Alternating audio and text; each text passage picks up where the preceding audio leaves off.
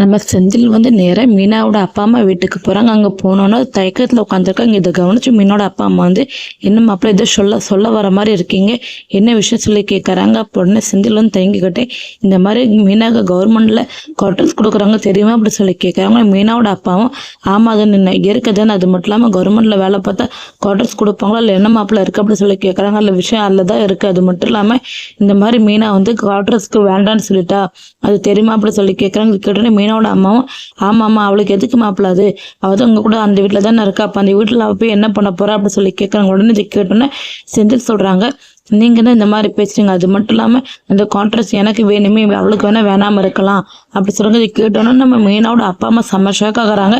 என்ன மாப்பிள்ள சொல்கிறீங்க அப்படி சொல்லி கேட்குறாங்க. ஆமாம் என் குடும்பம் நல்ல குடும்பம் தான், அது மட்டும் இல்லாமல் எல்லாருமே நல்லவங்க தான், எங்களுக்கு எந்த ஒரு குறையும் இல்லை, இருந்தாலுமே நான் தனியாக பொண்ணு ஆசைப்படுறேன், எங்களுக்குன்னு தனியாக ஒரு ப்ரைவசி இருக்குன்னு நினைக்கிறேன், அது மட்டும் இல்லாமல் அந்த குடும்பத்தில் இருக்குன்னு நினச்சிட்டு இருக்காது. எந்த விதத்தில் நீங்கள் தான் உங்கள் பொண்ணுக்கிட்ட சொல்லி எப்படியாட்டு புரிய வைக்கணும், அது மட்டும் இல்லை மீன் அந்த வீட்டுக்கு நான் வரவே மாட்டேன், இங்கே தான் இருப்பேன் அப்படி சொல்லிட்டு பிடிவாதம் பிடிச்சிட்டு இருக்க. எத்தனை நாள் தான் அங்கேயே இருக்க முடியும், அது மட்டும் இல்லாமல் ஒரு கட்டத்துக்கு மேலே நம்ம தனியாக போய் தானே ஆகும், நம்மளுக்குன்னு ஒரு வீடு எங்களுக்குன்னு ஒரு குடும்பம் இருந்தால் தான் நல்லாயிருக்கும், அது கரெக்டாக இருக்கும், அந்த வீடு நான் எதிர்பார்த்துட்டு இருக்கேன். ஆனால் மீனா வர மாட்டுக்கா, நீங்கள் எப்படியாவது மீனாக்கிட்ட கொஞ்சம் எடுத்து சொல்லி நல்ல விதமாக புரிய வச்சு குவார்ட்டர்ஸுக்கு போகிறதுக்கு நீங்கள் தான் அனுமதி வாங்கி கொடுக்கணும், அவட்ட பேசி எப்படியாட்டும் மனசை மாற்றுங்க அப்படி சொல்கிறாங்க. இதை கேட்டோன்னே மீனோட அப்பா அம்மா, நீங்கள் என்ன மாப்பிள்ளை இப்படி பேசுகிறீங்க, அது மட்டும் இல்லாமல் நல்லா இருக்க குடும்பத்தை பிரிச்சுட்டோன்னு சொல்லி பேருக்கு எங்களுக்குலாம் வரும், அது மட்டும் இல்லாமல் நீங்கள் வேணால் எதுக்காக மீனா கிட்ட வேணால் பேசி பாருங்கள், அதுக்கப்புறம் நாங்கள் பேசுகிறோம், நீங்கள் 2 பேரும் சந்தோஷமான முடிவு எடுத்தீங்களுக்கு அதே போதும், அது மட்டும் இல்லாமல் அதுக்காக உங்கள் குடும்பத்தை வந்து பிரிச்சு பாவம் எங்களுக்கு வர வேண்டாம் அப்படி சொல்கிறாங்க. இதை கேட்டு செந்தில் சொல்கிறாங்க,